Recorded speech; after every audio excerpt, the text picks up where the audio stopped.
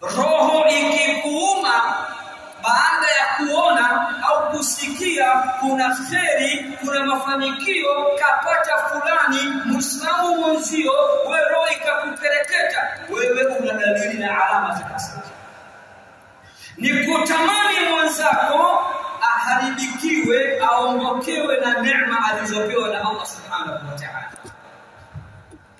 Kwa Mtume anasema magonjwa mawili yatahama kwa Mayahudi na Manasara, yatajipenyeza na kuwaingilia nyinyi Waislamu. Gonjwa la kwanza, gonjwa la hasad.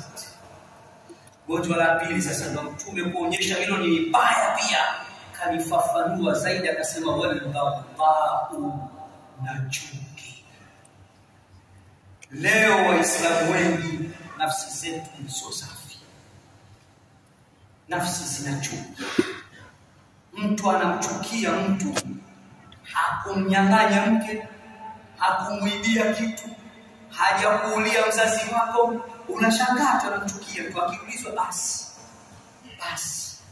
basi gani? Mwendo kasi, daladala za kwenda mikoani, basi gani? Roho za basi. Mtume